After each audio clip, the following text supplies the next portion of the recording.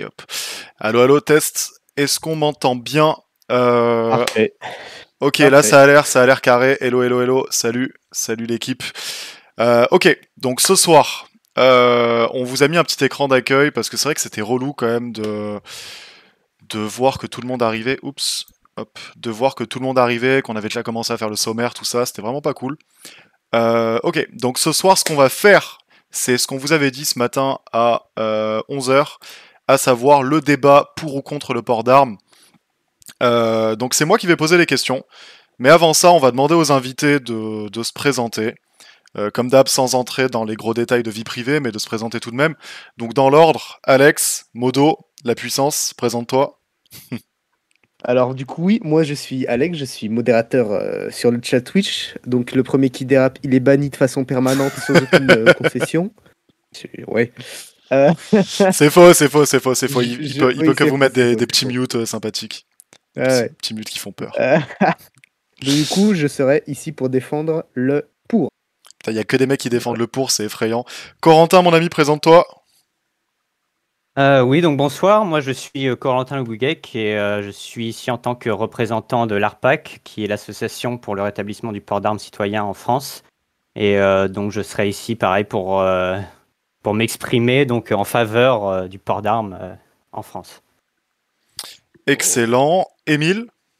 Salut à tous. Moi, je suis militant zémoriste. Et, je défendrai le pour. Voilà. Oh putain, comment ça commence? On va se faire bannir. Ce soir, on prend le ban. Ce soir, on prend le ban. Bon. Il l'a placé de façon éclair. Hein. Ouais, alors ce soir, on prend un ban, mais bon, allez, on va essayer de pas trop être en sueur. Sirioda, présente-toi.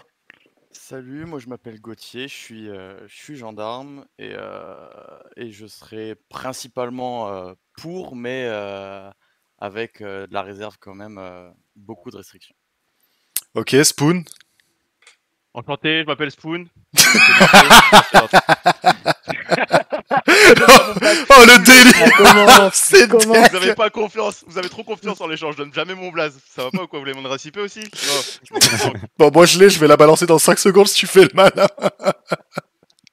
Ah, je m'appelle Spoon et moi je vais défendre pour le port d'armes. Mais visiblement il y a pas mal de monde pour, donc on sait jamais, à tout moment je vrille entre deux, vous voyez. Non mais défends le contre, frérot, s'il te plaît. Ok, je défends. Ok, bah écoutez, les armes ça pue la merde. Je suis Fallait contre quelqu'un, le c'est port tombé d'armes. sur toi. Je fume des joints et je m'habille en saroual. Magnifique. Oh. Bon allez, ça commence les stéréotypes. Ok, bon bah on va d'abord commencer le live avec Corentin, qui est quand même notre invité un peu spécial, puisque bah il est de l'ARPAC, c'est lui qui gère. Il me semble que tu gères la page Twitter ou le site, Corentin, un des deux. Oui, effectivement, je suis le gestionnaire du compte officiel de l'ARPAC sur Twitter. Ok, on va aller sur le compte. Qu'est-ce que c'est l'ARPAC? Alors l'ARPAC, c'est l'association pour le rétablissement du port d'armes citoyen en France. Donc on défend toute une philosophie qui est basée sur le fait que pour nous, le port d'armes est un droit fondamental. Donc il fait partie du droit à assurer sa propre sécurité en tant qu'être humain. Et on a aussi constaté que le port d'armes était très efficace pour la sécurité publique de manière générale. Et le principal atout du port d'armes, c'est son effet dissuasif. Car pour nous, et les études, des études qui le démontrent également, c'est que les criminels craignent une population armée. Et donc, plus ils sont susceptibles de tomber sur des victimes qui sont capables de se défendre, et moins ils seront enclins à attaquer des gens au hasard dans la rue. Ok, je comprends. Alors, excuse-moi de te couper un petit instant. Alors, il y a... qui était-ce? Good Guy Marin qui me dit ça serait à quoi d'inviter que des pour? Alors, c'est une question qui est légitime et t'as raison de me la poser. Je suis même très content que tu me la poses. Le truc, c'est que j'ai pas du tout invité que des pour. À la base, pour être totalement transparent, ne serait-ce qu'envers nos invités, je voulais d'ailleurs inviter un peu plus de contre, parce que je voulais que ce soit représentatif au niveau du sondage Twitter que j'avais posté. Et au final, ce qui se passe, c'est que on remarque que les pour m'ont mis un peu des quenelles, c'est-à-dire voulaient pas trop venir, les contre m'ont mis un peu des quenelles, voulaient pas venir, ou alors bon, quand tu discutes un peu avec la personne, tu vois que les arguments c'est pas hyper intéressant pour un live, parce que, enfin, des arguments à la con, type ouais, mais les États-Unis, ouais, mais la violence. Bon, ça pue sa mère, quoi, tu vois. Là, au niveau du contre, j'ai tout de même fait en sorte d'avoir quelqu'un qui représente enfin, les forces de l'ordre, quelqu'un qui milite activement et qui s'en cache pas. Émile, c'est un zébouriste. mais bon, bref. Il est là, il le place. Mais voilà, mais au niveau des contres, c'est vrai que j'ai un petit peu galéré à trouver. Maintenant, vous me connaissez. Là, ici, vous avez salle d'attente stream. Si vous voulez venir sur le stream, il vous suffit de taper dans le chat ! Discord. Ça va vous donner un lien. Vous venez sur le truc, on vous invitera, vous donnez votre avis. Il n'y a aucun problème. On n'est pas là pour faire les sectaires. Moi, d'ailleurs, vous connaissez pas mon avis là-dessus, donc là, il a aucun intérêt, mon avis. Mais ouais, on n'est pas là ni pour défendre un point de vue, ni pour défendre l'autre. Le truc, c'est qu'on a eu beaucoup plus de contres parce que eux ont répondu à l'invitation et pas l'inverse. Donc ouais. De pour, vous m'envoyez, désolé, mais ouais, c'est pas du tout une manipulation de ma part ou quoi. Si vous souhaitez défendre le contre, vous venez dans la salle d'attente, on vous move et vous le défendez, il n'y a aucun problème. Ok, donc petite question. Il y a Julo. Julo, c'est un américain, donc yes. Julo, bonsoir. Salut tout le monde. Julo, Salut. dis-moi que tu vas défendre le contre. Je suis là pour défendre le contre. Alors, yes, la journée à bosser, donc j'ai pas charbonné les arguments. Personne, frère, personne l'a fait. C'est pas grave, t'inquiète. T'inquiète. Allez, j'ai interrompu pendant l'introduction. Faites-vous plaisir, j'arrive dans un instant. Ok. Du coup, la première des questions, c'est donc pour Corentin ou Émile, enfin celui qui prend la patate chaude. Autoriser les armes, c'est quoi? On parle de quelles armes du coup? Alors, nous, dans le cadre de l'ARPAC, on milite pour le port d'armes de poing, et précisément le port d'armes dissimulé. Donc, pour nous, déjà, il faut bien distinguer détention d'armes et port d'armes, qui sont deux choses totalement différentes. Détention d'armes, c'est détention à domicile. Et donc, le port d'armes, c'est le fait de porter son arme sur soi dans la rue pour se défendre. Et donc, pour nous, le port d'armes, ce serait donc réservé uniquement à des armes de poing, donc des armes qui sont facilement dissimulables sur sa personne. D'accord, ok. Il y avait une autre question qu'on m'avait posée. D'ailleurs, le chat, n'hésitez surtout pas à poser des questions, c'est avant tout pour vous qu'on fait ça. Quand vous parlez d'armes, on est d'accord qu'on parle bien évidemment d'armes létales, on parle pas de trucs qui tirent des balles ou de trucs électriques. Non, des trucs en caoutchouc, ouais. On parle d'armes. Non, mais c'est à poudre. D'armes à feu, oui. Ok, bon, on parle, voilà, on est tous bien d'accord là-dessus. Salut les refs, vous savez s'il y aura une rediff. Oui, on a activé les rediffs. On a activé les rediffs sont dispo après les lives tout le temps. Spoon, est-ce que tu rebondis sur ce qui s'est dit? Est-ce que tu rentres dans l'art? Est-ce que t'es contre? Ouais, alors écoute, moi je suis contre, et à plusieurs titres. Ok. Alors d'abord, il y a quelque chose que je partage avec, excuse-moi, je crois que c'était Corentin, qui est le représentant de l'ARPAC? Oui, c'est moi, effectivement. Oui. Corentin, excuse-moi, oui. Je suis d'accord avec toi pour le fait qu'assurer sa propre sécurité, c'est un droit fondamental. En tout cas, ça devrait l'être. Je ne sais pas si ça l'est, mais ça devrait l'être en tout cas. Toutefois, il y a quelque chose qui me travaille un peu lorsque on confère le droit de porter des armes aux citoyens.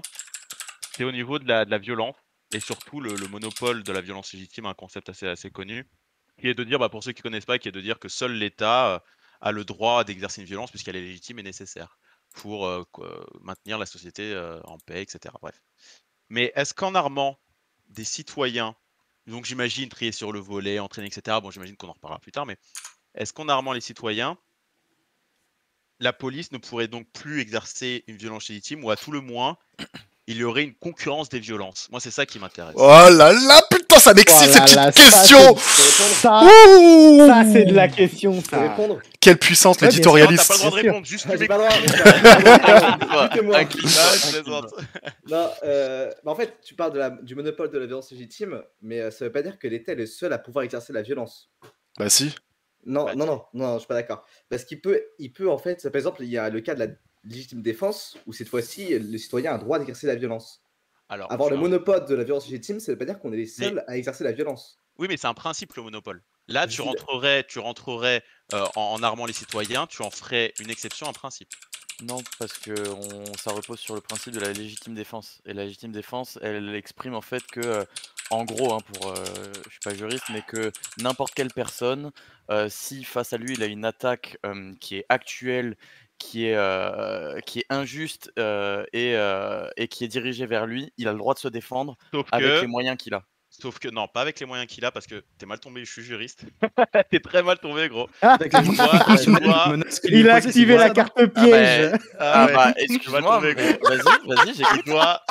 Il doit donner une réponse proportionnée. Donc, à moins que l'homme d'en face soit armé aussi, la réponse ne sera pas proportionnée. Non, c'est faux ce que tu dis. Non, pas forcément. Pas forcément. Une attaque au couteau, on t'apprend à riposter avec une arme à feu lorsque tu te fais agresser par un couteau. On te l'apprend en tant que citoyen. Oui, citoyen. En tant que citoyen. Non, en tant que flic. Si tu te fais attaquer par 10, s'il y a 10 mecs qui t'attaquent, tu peux tirer. Oui, non mais d'accord, mais c'est-à-dire que là, non, mais c'est-à-dire, attendez, c'est-à-dire que là, vous voulez ériger en tant que principe, vous voulez ériger un principe en réponse à des cas qui seront très minoritaires. Voilà. C'est-à-dire que la violence, c'est toi qui dis que c'est minoritaire. Ah bah oui. Il y a 1000 agressions gratuites par jour. Oui, mais c'est pas 10 mecs contre 1, c'est pas des mecs avec des couteaux, c'est pas des mecs avec des armes. C'est quoi? C'est des insultes, des gifles, etc. Bah, si tu te fais attaquer, mais après, la proportion, moi je suis pas forcément pour la loi comme elle est aujourd'hui. Ça, c'est un autre débat. Mais voilà. Mais ce que je te dis, c'est qu'aujourd'hui, c'est faux de croire que l'État est le seul à avoir le droit d'exercer la violence. Ça, c'est faux. En principe, non, pas en principe. Non, mais en gros, juste pause. Voilà, exactement. En soi, le monopole de la violence légitime, pardon, c'est comment dire.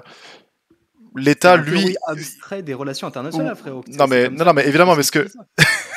Oh, le relou.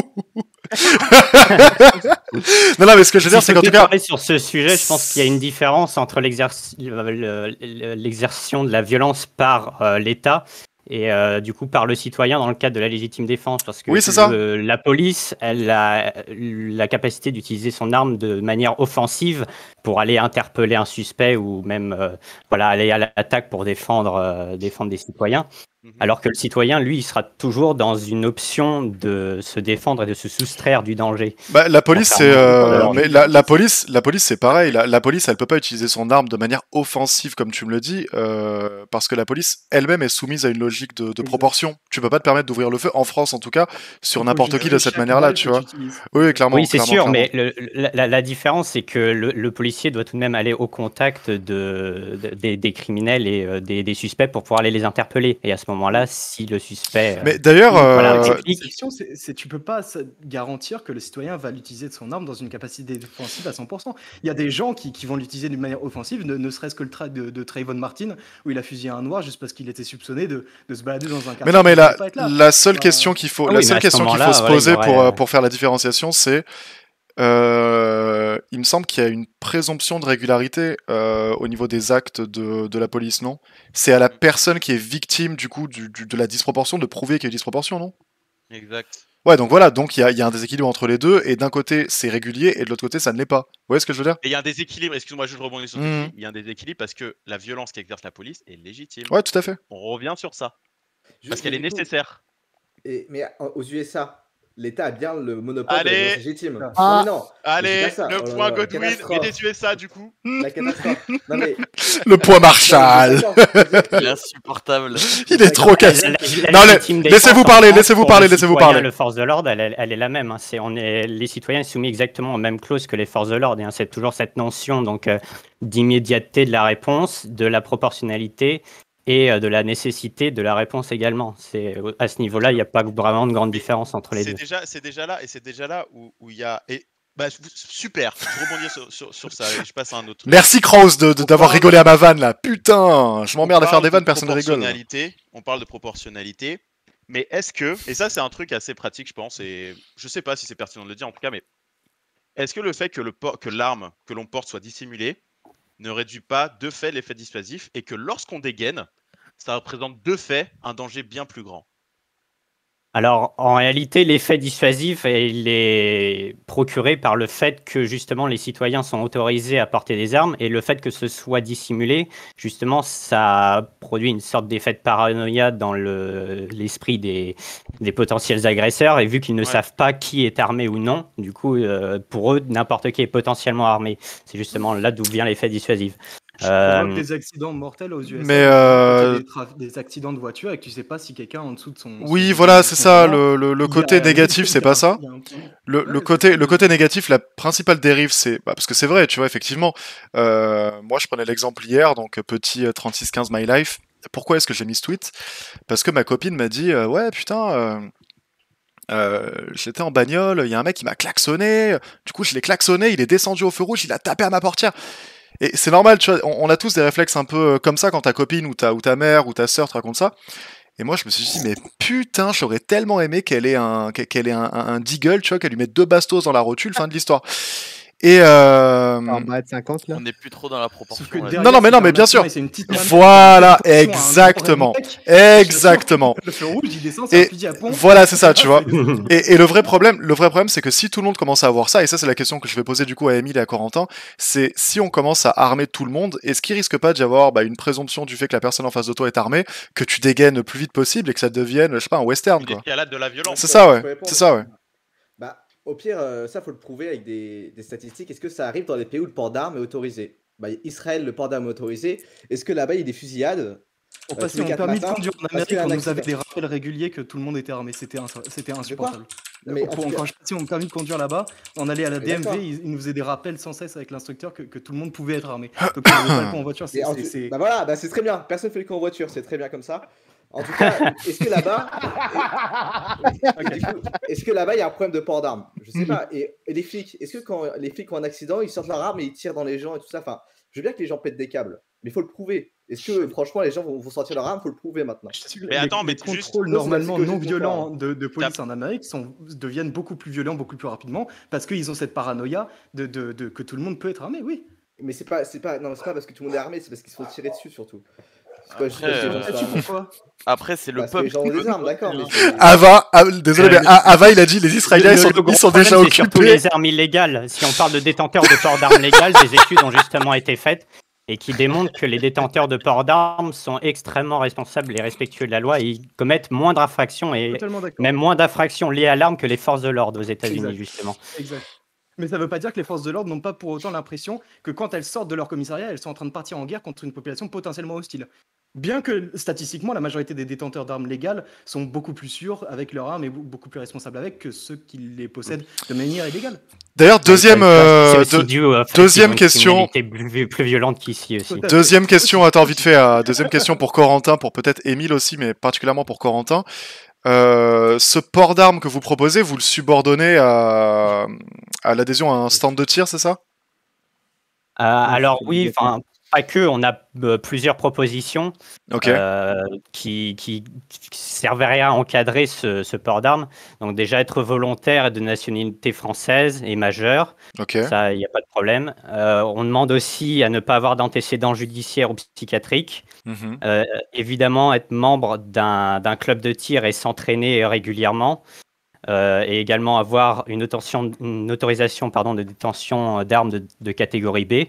Donc ça qui est de toute façon nécessaire pour détenir une arme de poing en France. Et ensuite, satisfaire une enquête de moralité par la police, passer un permis de port d'armes, donc théorique et pratique, donc qui serait une formation à peu près équivalente à la formation initiale des forces de l'ordre, et donc porter son arme de façon non visible. Pour garder cet aspect de discrétion dans son port d'armes. Excusez-moi. Ouais, dis-moi. Enfin, dis-nous. J'aimerais rebondir sur un truc intéressant qui vient d'être dit. C'est l'enquête que mènerait la police pour déterminer si le demandeur... si le demandeur... de port d'armes, possible, laisse-le parler, wesh. Pardon, mais moi c'est. Cross. Je crois que je l'ai vu. Cross. Pour faire des vannes. Mais non, mais frère, la prochaine fois que tu fais une vanne, que tu niques le lait, je te jure, on te batte. Arrête de faire des vannes, viens, on est sérieux, hop, il me casse les couilles. Bref. Vas-y, pardon. Ce que tu disais, donc, en parlant des policiers qui mèneraient des enquêtes sur les gens qui demanderaient justement de porter une arme sur toi, est-ce que c'est pertinent, sachant que la police elle-même n'a pas forcément... bon après ça c'est un débat, mais n'a pas forcément rempli toutes leurs obligations, notamment au nombre de cartouches tirées à l'année, etc., qui sont très peu entraînés, etc., qui sont très peu comment dire, qui ont très peu de moyens, etc. Est-ce qu'au final, ce serait pas mieux de renforcer les moyens de la police plutôt que de donner une arme à des gens dont on ne saura même pas s'ils méritent de porter une arme, s'ils ne commettront pas un crime ou un délit à cause de ce port d'armes là justement. Après, l'un n'empêche pas l'autre. On peut à la fois augmenter les moyens des forces de l'ordre et permettre aux citoyens de porter l'arme. Non, mais là, l'histoire, c'est pas une histoire de moyens. Tu peux faire tirer 3000 cartouches par an à des forces de l'ordre. Déjà, faire usage d'une arme à feu, une fois que tu as tiré 10 cartouches, tu sais pendant toute ta vie comment ça fonctionne. Certes, tu peux t'entraîner, mais moi, je te dis, le problème, c'est pas le fait d'appuyer avec son doigt sur la queue détente. Le principe, c'est de faire de la sensibilisation déjà psychologique aussi envers les forces de l'ordre, hein, pour en fait savoir quand est-ce que toi tu as le droit de tirer. Le problème, c'est pas le nombre de cartouches ni les moyens. Le problème, c'est la loi qui souvent un mec qui va faire usage de son arme pendant peut-être 6 mois, il va pas être sur le terrain. Donc moi personnellement, je suis force de l'ordre. Le jour où il m'arrive un truc comme ça, c'est peut-être moi qui vais me faire abattre avant le mec qui me prend en joue, parce que je vais peut-être me dire ah ouais, mais peut-être qu'en fait si là je tire, c'est moi qui vais t'emmerder, c'est moi qui vais aller en prison, etc.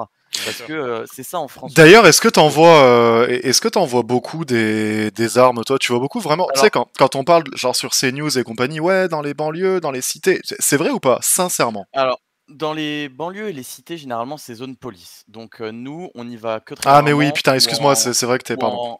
Mais après, on va dans certaines zones chaudes. Moi, j'ai bossé à Évry pendant 1 an. Et ouais, t'en trouves. Franchement, t'en trouves. Mais après, c'est pareil, les mecs, ils ont plus peur des forces de l'ordre. Ils savent très bien que t'arrives à 6h du matin, le mec, il cache jamais rien chez lui. Par contre, si t'as suivi un peu ce qui s'est passé à Dijon, les mecs, ils se baladaient avec des calages dans la rue et t'avais pas un flic, pas un gendarme dehors. Mais c'était pas un clip de rap, cette affaire? Ah non, il y a eu des vraies émeutes. Les trucs de Tchétchènes là qui se voilà, baladaient. c'est ça. Ah ok. En fait, le problème, c'est que là, personnellement, encore une fois, parce que je peux pas parler pour tout le monde, moi, tu m'envoies sur un genre de truc comme ça, on me dit le mec il est armé, etc. Bien sûr, moi je vais être chaud, je vais être prêt à dégainer, etc. C'est sûr que je vais pas arriver de la même manière sur l'intervention que si on me dit bon, non, le mec il est pas armé. Donc au final, c'est une question de psychologie et c'est une question de comment la loi en fait. Attention à ce genre d'image, Jimmy. Ah merde, pardon. Comment la loi va traiter un mec un gendarme qui a tiré sur un civil. Et de même, du coup, on va en venir à comment la loi va traiter un civil qui aura tiré sur quelqu'un. Tu vois, si déjà nous on est emmerdés alors qu'on fait notre taf et que on n'est pas des machines, donc on peut pas savoir forcément tous les tenants et les aboutissants quand on appuie sur la gâchette, comment la loi pourrait juger et comment la loi va juger un civil qui tire sur un autre civil. Voilà. Ouais. Et puis je peux ajouter un Vas-y. truc aussi. Tu avais dit de renforcer les moyens de la police, tout ça, mais le port d'armes, ça a un autre avantage du coup, c'est que malheureusement, avant que la police arrive, il se passe un certain temps si quelqu'un appelle la police. Donc la personne qui se fait agresser peut se faire justement blesser ou même tuer, dépouiller, tout ça, avant que la police arrive. Et donc si des civils qui sont dans le coin et qui peuvent voir le gars en train de se faire, je sais pas, racketter en 1v5 ou 1v3, tout ça, ces personnes-là qui ont le port d'armes et une arme sur eux pourront intervenir avant la police pour porter assistance à la personne qui est en train justement de se faire agresser. Donc ça permet aussi une réaction plus rapide au cas, pareil, de racket, agression. Ouais. Mais ça contribue aussi au complexe de l'héros d'un type qui sait qu'il sort dehors avec son arme cachée et dès qu'il voit une agression, il a envie de rentrer dans le tas immédiatement parce qu'il se dit c'est moi le sauveur, c'est moi qui ai besoin d'aller aider cette personne. Si moi je le fais pas, personne va le faire. Ce qui peut rendre la situation encore plus violente qu'elle ne l'était par défaut. C'est pas pour dire que je peux cracher sur les statistiques d'intervention ou d'harcèlement qui ont été annulées ou sauvées grâce à une personne, grâce à un héros caché, on va dire. Ouais. Mais sincèrement, j'ai plus entendu en faveur de l'argument de les gens qui sont un peu bourrés le crâne ou montés un peu le bourrichon en se disant c'est de ma responsabilité, c'est de mon devoir de citoyen de défendre une personne qui se fait agresser. J'ai plus peur pour que ça dégénère qu'autre chose. Et du coup, si le port d'armes est démocratisé et que pas mal de gens ont le droit d'en avoir une dans la rue, cette personne-là ne sera pas seule. Exact. Il ne sera pas, justement, s'il n'y aura pas justement cette espèce de complexe du héros, parce que il sera qu'il n'est pas seul dans la situation où il possède une arme et que plusieurs. Et maintenant, Une, si je peux rien rebondir qu'une là-dessus, personne. Ouais, à la bien sûr. fin. Pardon, je t'interromps pas, je vais rebondir dessus à la fin. C'est juste une Non, question, mais j'avais presque fini. J'allais juste dire, oui, que une ou plusieurs personnes peuvent aussi l'aider à porter assistance à la personne. Tout à fait. Et je vais demander à Sir Yoda là-dessus. Si t'es force de l'ordre ou policier et que t'es en train d'être appelé en intervention avec 4-5 personnes qui sont armées et t'as un peu un bordel et une Ça- confusion, est-ce ça que a t'es coupé, serein pour intervenir? Si avec moi. Ah non, que dans la bagarre, là, il y a Donc 5 là, on personnes. t'a appelé, exact, que la centrale et t'a que- appelé et que t'es en route pour le centre-ville, il y a 4-5 personnes qui sont armées. Apparemment, ça se tatane un peu sur la gueule parce qu'il y avait eu une embrouille. On ne sait pas ce qui se passe. Est-ce que t'es Mais serein en- ou est-ce que tu dis oula? En fait, déjà, je vais répondre déjà partiellement, désolé, mais ça dépend de déjà ton équipe en fait. Ça Effectivement. dépend de si tu es brigadier à 2 dans un véhicule ou si tu es en gendarmerie mobile où là tu es 4 gaillards de entre 20 et 30 ans dans la voiture. Déjà, ça change beaucoup en sachant que nous, on a aussi des moyens de force encore plus importants que juste l'arme de poing. C'est-à-dire que tu peux aussi, tu as des grenades lacrymogènes qui peuvent mais dissuader très rapidement les mecs, vu que s'ils toussent et qu'ils voient plus rien, généralement ça les calme un petit peu. Mais globalement, oui, bien sûr, on rajoute du danger. Mais pour moi, le danger qu'on se rajoute sur ce peu d'interventions où tu arriverais avec 5 mecs armés, et encore, moi je pense que ce serait du 1 sur 20, 1 sur 30 de personnes qui seraient armées en France et encore. Mais en fait, la criminalité générale déjà va descendre. Parce qu'en fait, les lascars qui, eux, ont des armes illégales, etc., eux, elles seront jamais déclarées parce que les 3 quarts des mecs que les forces de l'ordre interpellent, c'est des mecs qui sont déjà connus et reconnus. Si à partir du moment où t'as pas le droit d'avoir une seule ligne dans ton casier pour avoir une arme, déjà, crois-moi que ça retire une bonne partie des gens en France et des gens en ville. Parce que même si tu as un truc pour alco, par exemple, tu as fait une alcoolémie au volant, et c'est noté dans ton casier si je dis pas de bêtises. Mais Donc, vous avez pas peur, notamment, question volontairement ouverte, pour essayer de recentrer un petit peu le débat sur des questions un petit peu plus posées habituellement par rapport à ces questions-là. Vous avez pas peur de nuire un peu parce que je sais que l'argument qu'on avance souvent, en tout cas les pro-guns aux États-Unis, c'est on a le droit d'être armé. Il me semble même que c'est un truc qui était à la base dans notre déclaration des DHC, que après ça a été supprimé, comme quoi on avait le droit aux armes, tout ça. Vous avez pas peur qu'on recule au niveau de la démocratie et qu'on se retrouve dans une sorte de délire où on va prendre l'exemple, je sais pas moi, du Capitole, on va prendre l'exemple de la crise des Gilets jaunes et compagnie. Qu'est-ce qui se serait passé si ces mecs-là avaient eu encore plus d'armes dans le cas des Gilets jaunes et encore plus dans le cas du Capitole? Vous avez pas peur qu'au final on en revienne à une sorte de tyrannie de la majorité où c'est les plus nombreux avec le plus d'armes qui gagnent? Moi je peux répondre. Déjà, je suis pas forcément démocrate, donc. Putain mais c'est pas possible. C'est pas possible ce mec. Et deuxième chose, je suis pas forcément contre les révolutions, les insurrections. Quand l'État est autoritaire, je vois pas trop le problème d'une révolution en fait. Si les Gilets jaunes avaient renversé Macron, moi j'aurais pas été contre forcément. Oui, mais quand l'État ne l'est pas, du coup, quand l'État ne l'est pas. Et est-ce qu'on n'a pas peur, en tout cas, est-ce que vous avez pas peur de voir, et désolé de poser la question parce que c'est plus ou moins ce qu'on remarque, que la défense du port d'armes, elle est particulièrement tenue, elle est particulièrement promue par 2 grands mouvements. Allez, on va englober les libéraux et les libertariens, et on va mettre de l'autre côté une sorte de droite un petit peu extrême qui pousse tout le monde à s'armer. Il y a une politique il y a pas longtemps sur laquelle, bon, je sais pas me prononcer, mais bon, Code Reno, Papacito et compagnie qui encouragent le truc. Vous sentez pas associé un petit peu à ces mouvances-là, positivement ou négativement d'ailleurs? Si. Bon, toi évidemment, mais toi évidemment. Personnellement, c'est des amalgames qui sont toujours faits, ça. Même. Mais est-ce qu'ils sont conscients, Corentin? Est-ce que ces amalgames-là, ils sont conscients? Est-ce que vous, par exemple, à l'ARPAC, vous identifiez comme étant plus des libéraux, des libertariens, plus droite, disons droite, type qu'on a cité précédemment, La question qui fâche. Ah non, mais il faut la poser, Chez nous, on a un clivage politique très divers, très varié. On a des adhérents qui sont donc on en a qui sont de l'extrême droite, donc au Rassemblement national, tout ça. On en a qui sont libertariens plus libéraux. On en a qui sont même des communistes.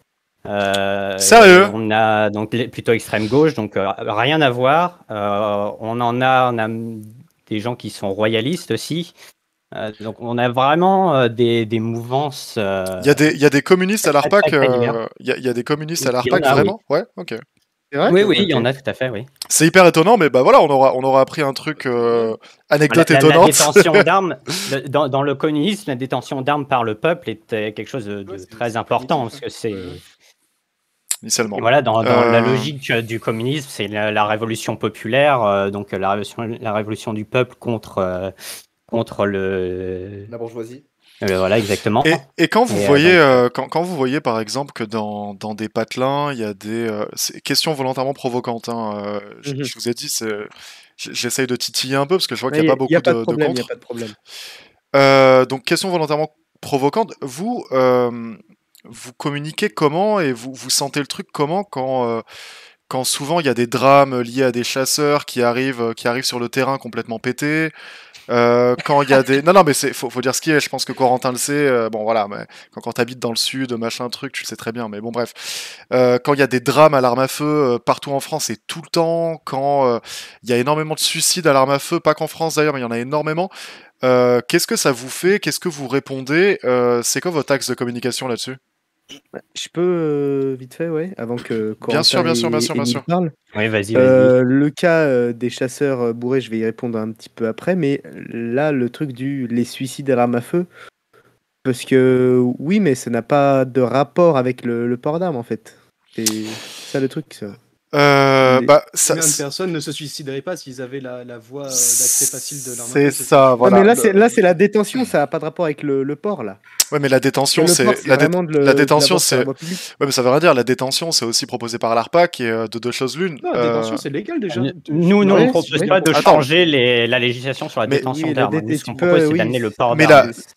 Attends, mais attendez. Non, mais là, je suis en train d'apprendre un truc de ouf. Enfin, je suis neutre là-dessus, mais la détention, tu peux avoir une arme chez toi, peu importe l'arme. Bien sûr. Ouais, faut être dans un centre de tir, il y a pas mal d'obligations à remplir. Non, pas peu importe l'arme. En France, on n'a pas les Français n'ont pas le droit d'acquérir des armes dites de guerre. Ok, bon, non, enfin de guerre, mais t'as le droit. Il y a diverses catégories d'armes en France. Exactement, tu peux avoir chez toi si tu es inscrit genre à un club de ball-trap ou un club de tir sportif, tu peux avoir des catégories genre des fusils automatiques, semi-automatiques, mais qui sont limités à des chargeurs de 10 cartouches. Ok. C'est ça. Non, mais si tu n'as rien du tout, désolé, je t'ai coupé, mais non, il y a pas de souci. Tu peux aller acheter un pistolet dans, je ne sais pas, une brocante ou un truc d'antiquité qui est dans la catégorie d'armes de collection, je crois. Oui, mais qui peut être utilisé. Qui est en état de marche, quoi. Ok, donc encore une fois, bon, je suis dans l'obligation de porter ce message et compagnie. On n'est pas en train de vous inciter à acheter des armes, on n'est pas en train de vous inciter à quoi que ce soit. C'est juste pour savoir, on est en train de poser des questions. Donc demain, j'ai un permis de chasse.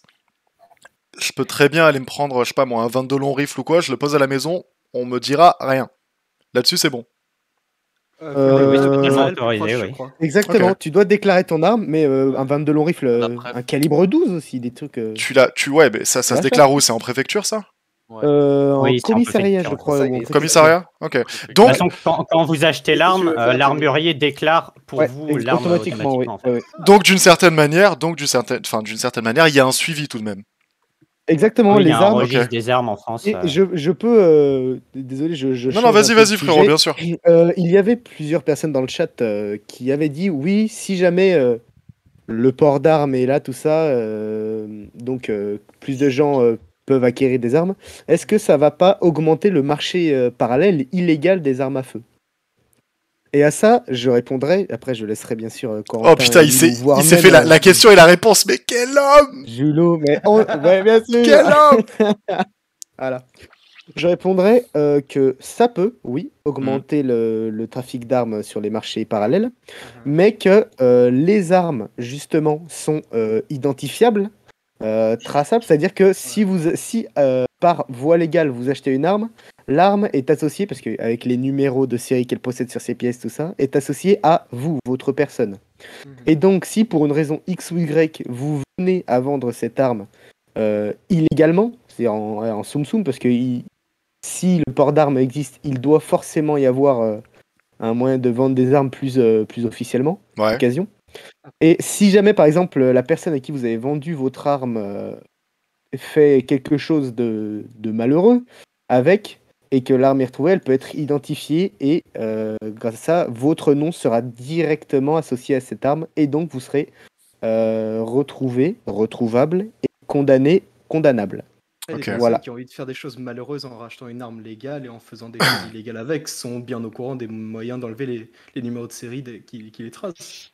Oui, enfin bon, même au-delà de ça, sincèrement, tu vas Oui, pas te mais prendre la tête à, tu vas pas te prendre la tête Ouais, à aller c'est chez un armurier et compagnie, tu vas dans n'importe quelle banlieue, frérot. Enfin, Ouais, tu peux- enfin, ça va, on va pas vous Parce que- prendre pour.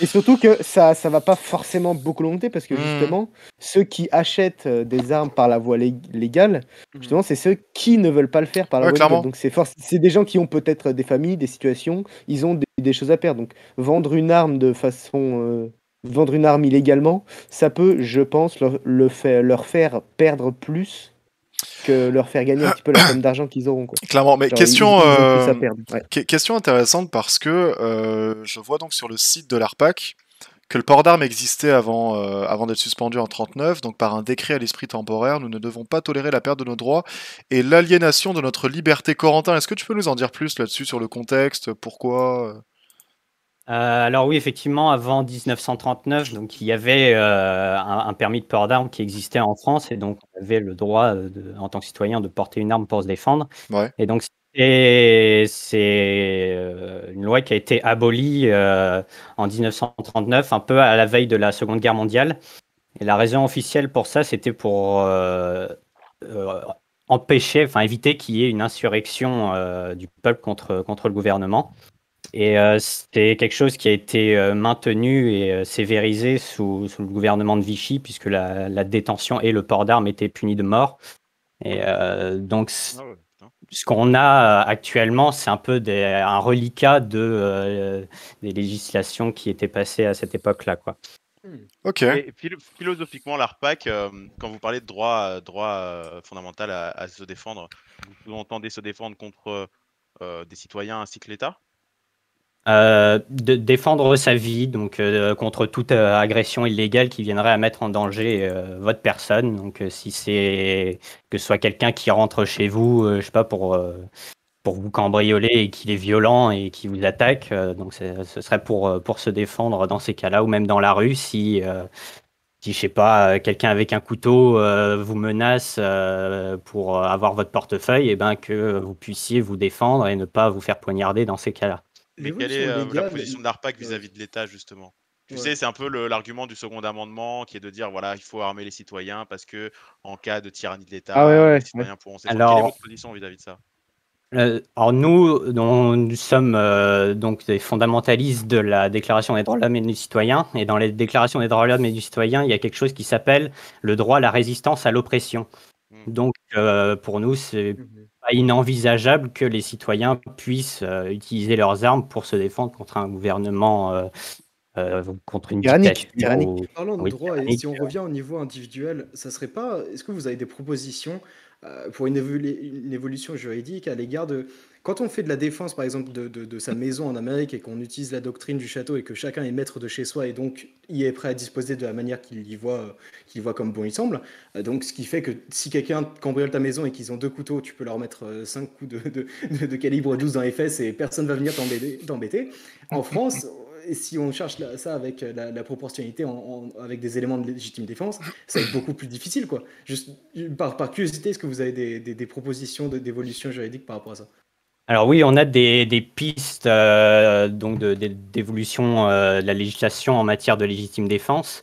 Donc déjà, il y a, par exemple, au niveau de la doctrine du château, comme vous en parlez, il y a quelque chose à peu près similaire qui existe en France, même si ce n'est pas tout à fait le cas. C'est-à-dire qu'il y a une présomption de légitime défense lorsque quelqu'un s'introduit chez vous de nuit par effraction. C'est-à-dire que vous êtes de facto considéré en tant que légitime défense si vous défendez, blessez ou même tuez quelqu'un qui s'est introduit chez vous de nuit par effraction. Maintenant, c'est quelque chose qui n'est pas toujours appliqué au niveau de la jurisprudence, c'est pas encore ça. Donc, pas jusqu'à l'étendue de la mort, j'imagine. Je pense que c'est là où ça cafouille énormément, où si le résultat est la mort de celui qui s'intruse chez toi, c'est plus délicat. Mais là, on parle c'est plus un de peu port d'armes, ça. là. Alors, C'est oui, pour donc, Pardon. c'est vrai qu'on sort un peu du sujet, mais Pardon. c'est. On est sur la Désolé. détention Non, d'armes. mais c'est pas Là, grave. c'est c'est la pas grave. détention. Mm. Mais moi, Ouais. il y a quelque chose où je suis très dubitatif, c'est le caractère dissuasif justement de l'arme et surtout l'escalade possible et la concurrence de violence entre celle exercée par l'État et les citoyens. Parce que de base, je veux dire, on a mis en place, en fait, ce serait rétablir le port d'armes, je pense que ça serait à terme aller contre toute la philosophie et toutes les idées sur lesquelles on a construit notre société, c'est-à-dire voilà, bannir la vengeance privée, le Far West, on n'en veut plus, on veut une société paisible, etc. Alors, si on part du constat que la violence qui est, enfin, en tout cas l'éclatement de la violence, c'est-à-dire l'augmentation effrayante de la violence en France, est due à une carence de l'État. Ok, je pense que le problème se situe pas au niveau de l'armement des citoyens, mais surtout au niveau des carences de l'État, et que ce serait peut-être l'une des premières solutions à utiliser, à mettre en œuvre, plutôt que simplement armer quelques personnes. Tu vois. Et justement, le fait de... Oui, vas-y. Ouais, je voulais dire le problème avec ça, c'est que quand on prend les choses de manière objective et factuelle, c'est impossible, littéralement impossible pour l'État de protéger chaque citoyen. Il ne peut pas y avoir un policier derrière chaque citoyen pour les protéger. Et comme ça a déjà été dit, en cas d'agression, vous n'avez pas forcément l'occasion d'appeler les forces de l'ordre. Bien sûr. Même si elles sont appelées, elles vont mettre peut-être 15-20 minutes à arriver. Et là, vous avez 10 fois le temps de vous faire poignarder. Mais après, quelqu'un arrive pour vous secourir. C'est un arbitrage après. C'est vrai que c'est un calcul, clairement. Non, mais c'est un arbitrage. Non, mais Est-ce de que tu ouf. considères que armer plusieurs personnes, plusieurs citoyens, qui clairement déjà, quand tu vois les forces de l'ordre avec une arme entre les mains, tu dis qu'il y a une pression telle, alors que c'est des gens entraînés, formés, on rabâche sans cesse, faites attention avec votre arme, etc. Et que tu vas mettre entre des gens qui n'ont pas la même vie que les forces de l'ordre, qui n'ont pas le même rapport au danger que les forces de l'ordre, on va leur mettre entre les mains une arme et qui n'auront pas de fait le même entraînement. C'est un arbitrage entre ce danger que pourrait représenter de mettre entre les mains de citoyens une arme et la réponse, enfin en tout cas, oui, les carences, en fait, de fait, est nécessaire et obligatoire de l'État à protéger chaque citoyen. Et de toute façon, c'est pas le but de protéger chaque citoyen, parce que rien qu'en mettant des armes dans les mains des citoyens, on les mettra pas dans tous les mains de tous les citoyens. Donc de fait, tu peux pas utiliser cet argument en disant, bah ok, on va protéger tous les citoyens, puisque le port d'armes ne pourra pas être donné à tous les citoyens. Mais c'est là qu'entre le jeu, justement, l'effet dissuasif du port d'armes. C'est-à-dire que peu importe que tous les citoyens soient armés ou non, l'essentiel, c'est que l'agresseur, enfin le potentiel agresseur, lui, puisse penser que sa potentielle victime est armée. Donc, s'il ne sait pas qu'elle est armée ou non, bah lui, par principe, il va se méfier de base. Ça l'encouragerait pas plus à être plus violent par défaut? Non. C'est question simple.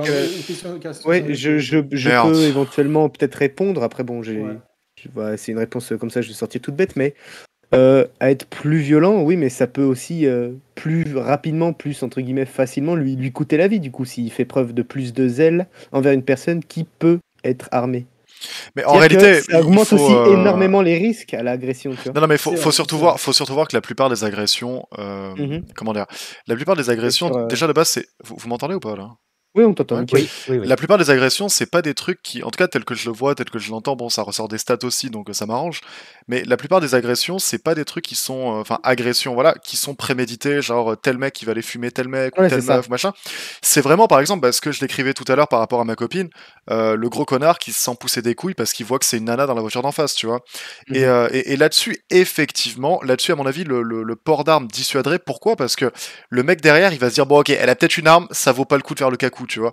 Par contre, là où ça pourrait être pire, c'est que ouais, effectivement, quand il y a des bagarres d'ados, tu vas à l'école, tu te fais racketter, tu sors, tu te prends une claque dans la gueule, tu dis ok bon tu sais quoi, je vais y revenir avec mes 3 potes, on va le tabasse, machin, on est trop des tueurs.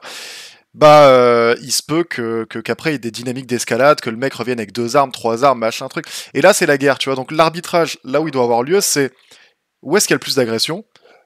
Pourquoi est-ce qu'il y a le plus d'agression, dans quel endroit il y a le plus d'agression, on recoupe tout ça avec les stats et compagnie, et là on décide, parce qu'au fond depuis tout à l'heure, et c'est très bien parce que, bon, moi ce que je voulais qu'on présente un petit peu ce soir, c'était l'ARPAC, les idées qu'il y avait derrière, bon, j'aurais souhaité un débat un petit peu plus corsé, tu vois, bon, les personnes, on le répète, hein, c'est pas nous qui les avons pas invités, on a balancé le lien Discord partout. Bon, les personnes qui étaient contre voulaient pas venir. Bon, écoutez, ça arrive. On se démerdera d'une autre manière la prochaine fois, mais voilà. Mais en tout cas, ouais, là c'est cool parce que vous l'avez formidablement bien présenté. Mais au fond, c'est pas un débat qui est si comment dire, qui est si idéologique que ça, parce que je pense qu'en recoupant de manière un petit peu propre les statistiques, on pourrait juste s'asseoir et se dire bon ok bah on fait quoi, tu vois, qu'est-ce qui serait le mieux, ou alors à la limite on fait un petit peu comme ce qui se fait à Nice, on fait des zones de test, quoi, tu vois. Par exemple, nous, la police municipale est armée, c'est une zone de test, quoi, tu vois, ils sont armés, mais armés, quoi, tu vois. On fait pareil dans certaines zones, on donne le port d'armes dans tel ou tel département, telle ou telle ville, on voit un petit peu ce qui se passe, on ressort des stats, et on se dit, bon, ça fonctionne pas, et là, on avance, tu vois. Parce que c'est vrai qu'à mon avis, c'est peut-être la seule façon d'avoir comment dire, un recul sur la situation qui sortira pas d'esprit de militant, quoi, tu vois. Que ce soit Ouais. Corentin qui est pour ou quelqu'un qui est contre, quoi. Vous voyez ce que je veux dire? Ouais, Ouais, je j'ai vois, oui. peut-être dire un petit truc sur le fait Ouais. d'autoriser le port d'armes sur certains départements ou régions ou quoi que ce soit. C'est qu'on pourrait avoir aussi un problème comme ce qu'il y a peut-être aux États-Unis. C'est qu'en France, comparé aux États-Unis, tu sais, arrêtez-moi si je me trompe, je peux dire des bêtises là. C'est que chaque État a leur juridiction. Bon, c'est approximativement les mêmes pour tout le monde parce que bon, ça reste sous un seul État qui choisit. Mhm. Et donc, il faut un marshal de chaque État, par exemple, pour l'Oregon, la Californie, tout ça, l'Arizona. Et certains, justement, États, vu qu'ils sont un peu plus libres pour les lois qui les concernent, Ouais. ce qui n'est pas le cas en France, il peut y avoir des États qui peuvent interdire justement ce port d'armes et d'autres qui l'autorisent. Et ça fait le truc de des gens qui peuvent aller chercher des armes à un endroit, peuvent les amener après dans un autre endroit où c'est interdit. C'est ça qu'en France, je pense que faire des zones tests sur les policiers municipaux qui sont armés, ça peut être, oui, fait, mais sur le port d'armes citoyen, je pense qu'il faut que ce soit fait Non, c'est vrai, sur c'est une bonne remarque, ouais, effectivement. Je pense que le problème, c'est que tu verras pas les conséquences là-dessus parce que les conséquences sont générationnelles, quoi. C'est des choses qui prennent des C'est ça. décennies pour se mettre en place. Tu n'auras Ouais, que une possibilité d'évaluer les effets à très très très long terme, quoi. On n'a pas nécessairement les moyens de le faire ni la volonté politique. c'est ça. On accueille un nouvel intervenant, prions Balou. pour qu'il soit contre. Balou, Ah. Balou, Balou. On Balou, est contre, Balou. mec. Waouh. Alors, moi je suis pour, mais je viens apporter des. Mais attendez, je viens me faire l'avocat du diable et essayer de trouver des arguments contre, parce qu'il faut quand Oui, même bien sûr. avoir un débat. Dans le cadre de la formation, comment on ferait un suivi de formation, parce que ça veut dire qu'il y aurait quand même du monde qui demande un port d'armes, et si, Mhm. si les gens ne sont pas suivis, ça peut laisser place à des dérives de personnes qui se disent qu'ils n'ont plus besoin de la formation et qui commencent à faire des conneries avec. Oui, eh Ouais, ben, ça, c'est à peu près le même principe que le je peux permis peut-être de conduire, apporter du une coup. je peux peut-être apporter une réponse. Bah, justement, formation, c'est-à-dire les entraînements aux armes, tout ça, c'est ça un peu que tu veux dire ou... Oui, enfin les entraînements, Ok. les mises en situation, parce que ça coûte de Exactement, ouais, l'argent, c'est ça. ça coûte du temps, il faut des formateurs. Déjà que la police a galère à avoir ça, si en plus ils doivent s'y mettre pour les civils. Eh bien, je pense que pour justement avoir un certain suivi, il peut y avoir des rapports qui peuvent être mensuels ou même plus fréquents ou plus éloignés, je me rappelle plus du terme, euh, qui relèvent justement des quotas qui peuvent être mis en place. Par exemple, de séances d'entraînement dans une semaine, dans un mois, dans un trimestre. Et chaque personne, bien sûr. Et donc, ça pourrait faire un peu plus travailler les secteurs, par exemple, les stands de tir, les clubs de tir sportifs, ball trap, tout ça. Parce que globalement, la clientèle qui va être intéressée par ça, ça va être des mecs qui sont déjà de base inscrits dans les stands de tir pour la plupart.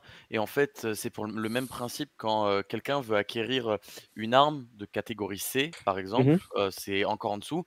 Le mec, il va devoir, ça va être le personnel du stand de tir en fait qui va bosser et qui va faire l'intermédiaire entre le mec qui veut son arme et la préfecture. Donc ça fait que justement, comme vient de dire Alex, bah, en fait, ça rajouterait du travail et ça créerait des emplois. Mais au final, pas tant que ça, vu que la plupart des mecs qui vont être intéressés par le port d'armes en civil, c'est des mecs qui ont déjà peut-être leur propre arsenal à la maison, qui tirent depuis 5, 6 ans ou depuis 2 ans. Je pense qu'on va pas en avoir énormément des gens qui, du jour au lendemain, vont s'inscrire au stand de tir pour pour avoir leur arme sur eux. Je pense que c'est quelque chose quand même que c'est une fibre qu'il faut avoir de base et que quand il y en a qui vont voir que pour avoir ton arme de poing, quand tu veux ton arme de poing, va falloir que tu trimes 2 ans et que pendant 2 ans, tu ailles tirer d'abord au plomb, puis après avec des petits calibres et que tu sois suivi tous les 3 mois. Je pense que ça va en décourager certains, voire même beaucoup, et que ce sera que ceux qui ont déjà leur arme chez eux, donc du coup, on retire tout ce qui est l'histoire de suicide, etc., qui pourront avoir cette arme dans la rue. Et encore une fois, le mec qui, chez lui, dans son armoire forte, a déjà des armes de gros calibre, etc., rien ne l'empêche, lui, en fait, à tout moment, comme on disait tout à l'heure, de péter un plomb, de descendre et de flinguer les gens dans la rue. Et pourtant, ça n'arrive pas, ça arrive une fois sur 100.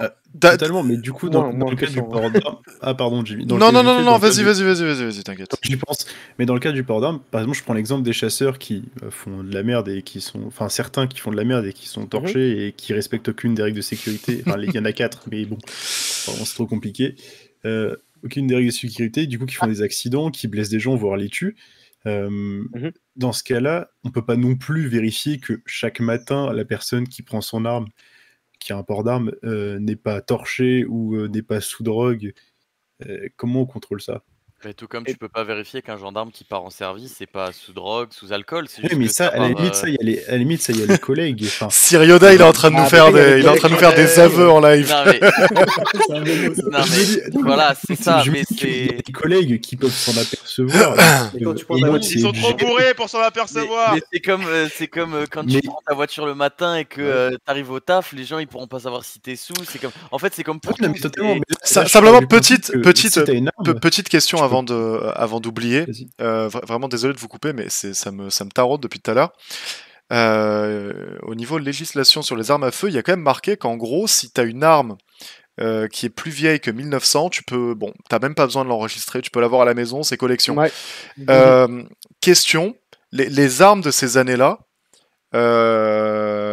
c'est une question vraiment de mongol, hein.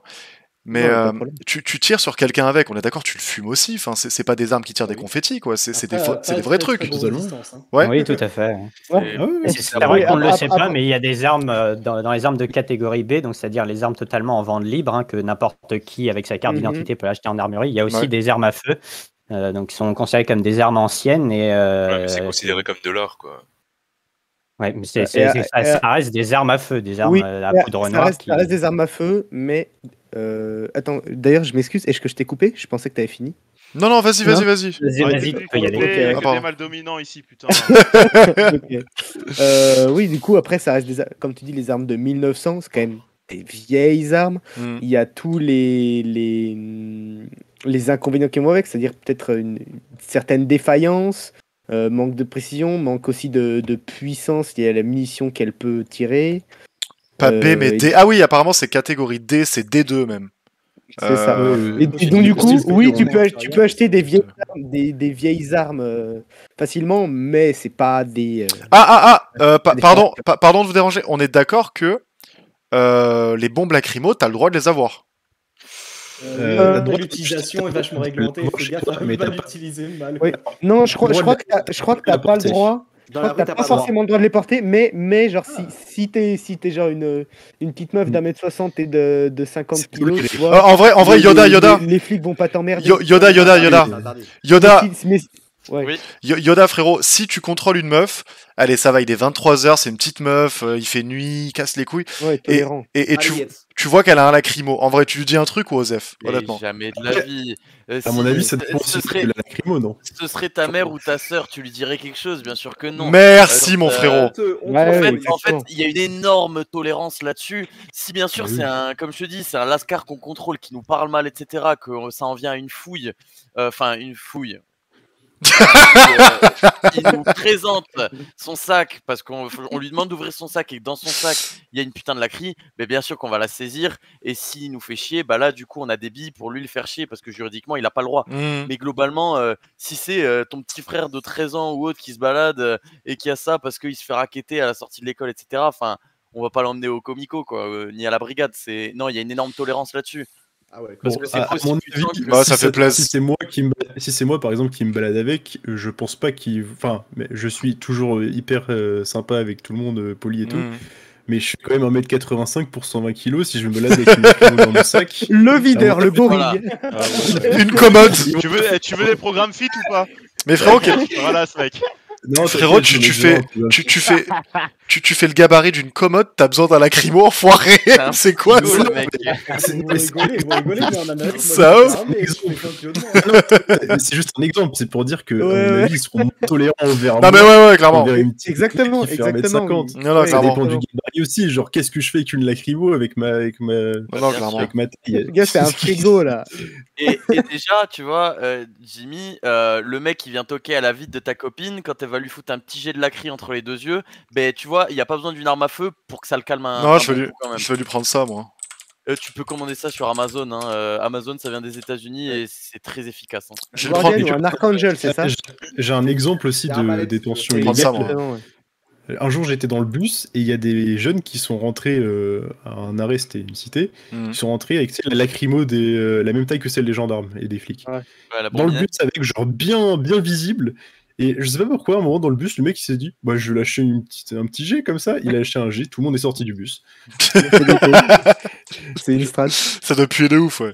Il répulse les contrôleurs comme ça. Là. Non, mais le pire dans tout ça, c'est que pourquoi il a fait ça? Parce qu'il y avait, je sais pas, 2-3 personnes qui devaient pas aimer dans le bus. Il s'est mis en face d'eux, il leur a lâché un jet sur eux.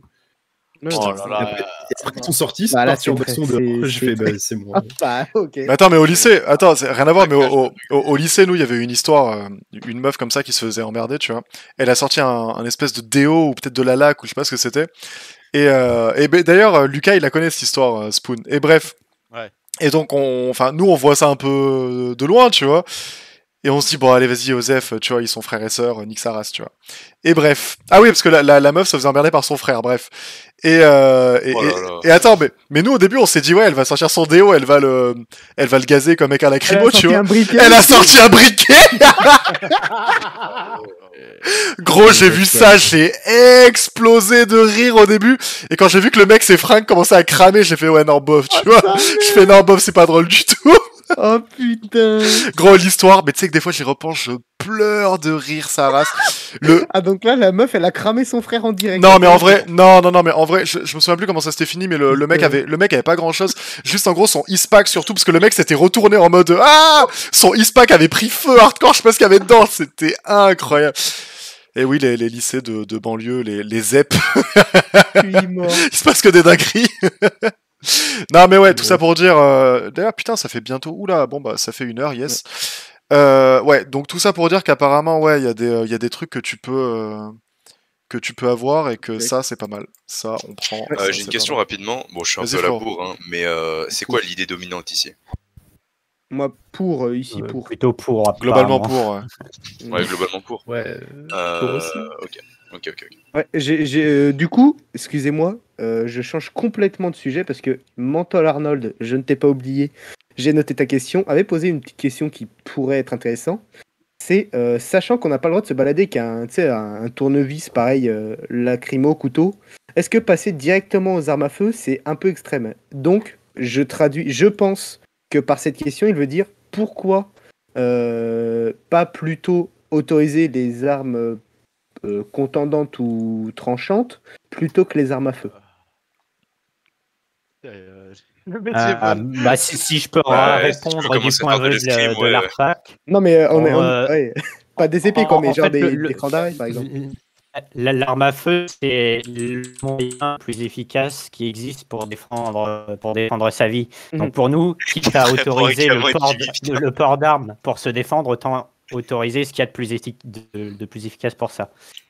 Donc il s'agit de l'arme de poing. Là, ça va, je rigole. T'es pas au contact, donc j'imagine. Et puis c'est plus. Ça coûte quand même dissuasif 400 qu'une arme, balles. tu vois. Ouais, c'est c'est plus dissuasif que plus sortir son épée et très faire cher, D'Artagnan en disant baisse tes bras ou je te fais 0. Quoi. Non, de ouf. Voilà. Moi, Donc, j'ai- Mais du Mental coup, Arnold, vu que tout le monde est Ouais. pour, je vais essayer de j'espère trouver que des tu es arguments contre. satisfait. Zen, Je vais- zen, je vais essayer- comme zen. Frérot. Attends. Aïssam, Après, je ouais. pense qu'on a été assez honnête sur le sujet, c'est-à-dire que Spoon et d'autres aussi ont posé certaines questions orientées contre le port d'armes. Et Clairement. je ne pense pas que le débat était bon. il n'est pas fou non plus, parce que bon, il n'y a personne de vraiment contre ici. Ouais. Mais on a essayé, je parle pour tout le monde, hein, je pense pouvoir parler pour tout le monde, d'être les plus honnêtes et objectifs sur le sujet. Ça ressemblait un peu à un vrai débat. Oui. Admettre que c'est qu'on est pour ça, qu'il y a des points positifs, mais qu'il y a inéluctablement des points négatifs, bien sûr. Il y a des problématiques qui nous dépassent. Exactement, ouais. Surtout en même temps, je pense que le stream en soi voulait être pour présenter l'ARPAC ou les idées de l'ARPAC, et on n'a pas envie de rentrer dans l'art pour faire de la confrontation, alors qu'on est là pour... Non, de base, c'était censé être un vrai débat. Encore une fois, totale transparence, de base, c'est censé être un débat vraiment où ça se rentrait dedans, on est pour, on est contre, ok. Le vrai problème, encore une fois, et c'est pas de la propagande, c'est réel, parce que, enfin, vous l'avez vu, j'ai balancé le lien Discord, le veux-tu le voilà. Le problème, c'est que, ouais, effectivement, l'ARPAC et pas forcément que Corentin, Émile, pareil, faut les remercier, ils sont venus, sachant que c'est des mecs assez... non, c'est Yoda ou Émile qui m'a dit je suis assez timide de base. Ouais. Pas moi non plus. Bon, c'est peut-être la balance. Tu balances des noms comme ça, t'as pas. Non, mais en tout cas, il y a quelqu'un qui m'a dit, il y a quelqu'un qui m'a dit, ouais, de base, non, mais de base, je suis pas hyper à l'aise en public et tout, donc ça fait plaisir de ouf. C'est Spoon le timide. C'est toi, frère, c'est toi. Non, mais bref, tout ça pour dire qu'au moins ça fait plaisir, tu vois, ils sont venus, ils ont défendu leurs idées, ils ont pas été dans une démarche, tu sais. Enfin, moi, ce qui me pète les couilles souvent avec les refs qui défendent le port d'armes, c'est qu'ils sont là, ouais, bande de mauviettes, nous, les armes, ça pue sa mère, quoi, tu vois. Ça, c'est des imbéciles. Mais voilà, eux, ils étaient calmes, ils ont posé leurs idées, ils ont dit, écoutez, parce que ça, tel stat, nous, on pense ça, machin. C'était super cool. Donc, ouais, effectivement, il n'y a pas eu énormément de personnes qui étaient contre. C'est pas faute d'avoir demandé, mais bon, comme vous le savez, bon, on va pas viser un camp politique en particulier, mais bon, il y a des gens qui aiment pas trop assumer la défense de leurs idées, on n'en dira pas plus. On n'a pas trop envie de santé. En vrai, après, je suis content que tu aies fait ce sondage sur Twitter parce que tu as quand même pas mal de visibilité et j'ai pu discuter avec des gens, enfin débattre, qui m'ont sorti tous les arguments contre et à chaque fois, en gros, j'avais tous les arguments contre leurs arguments à eux.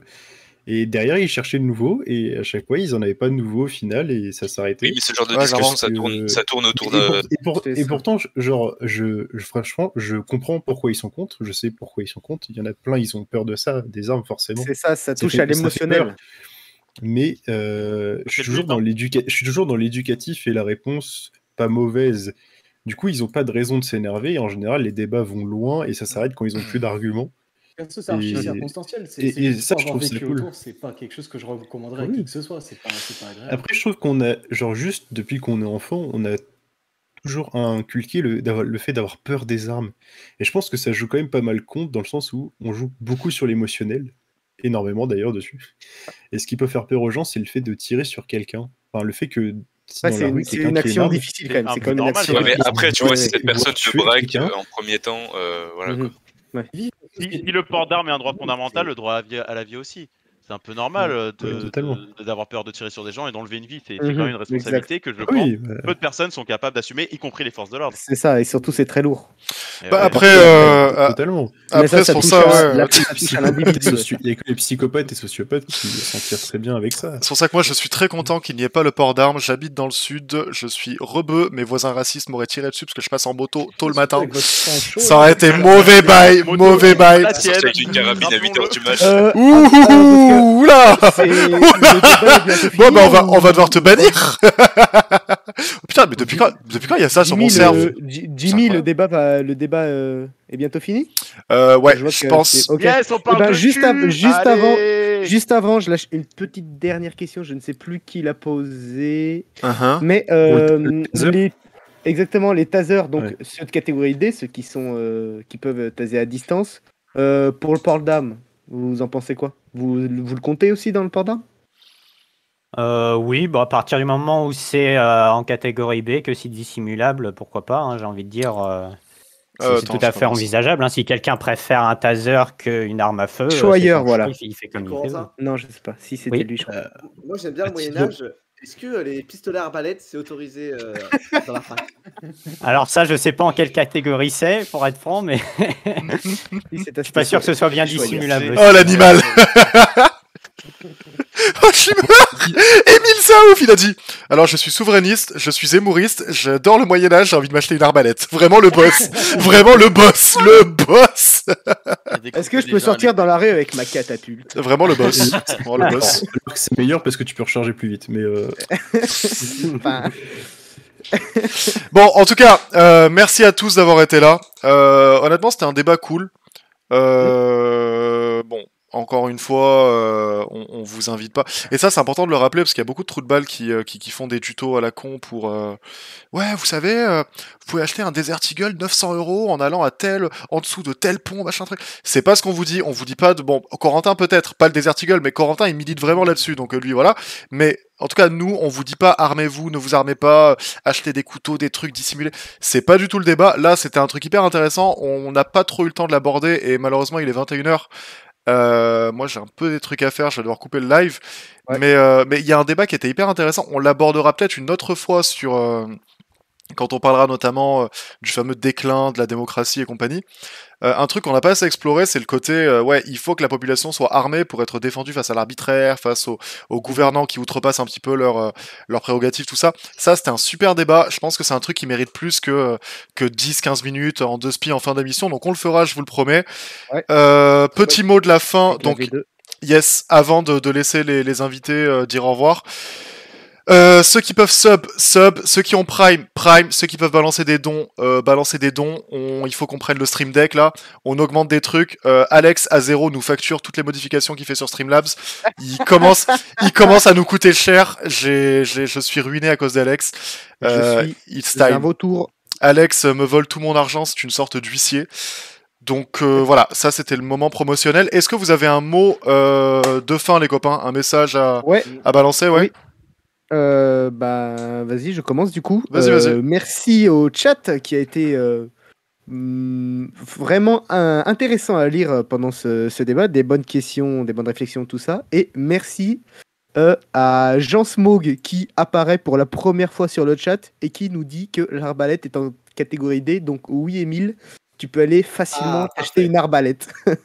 Voilà, merci à Jean Smog pour cette information. Et c'est tout. Moi, je voulais remercier aussi Jimmy de m'avoir accueilli sur ce live. Voilà, c'était une bonne opportunité pour moi de m'exprimer là-dessus en tant que représentant de l'ARPAC. Donc voilà, merci et merci à tous les intervenants aussi. C'était une discussion très sympa, très intéressante. Merci à toi. C'était vraiment cool d'avoir pu te libérer, surtout qu'on t'a prévenu hyper tard, on t'a envoyé le lien hyper tard. Donc ouais, merci encore pour ta disponibilité, c'était vraiment top Corentin, merci.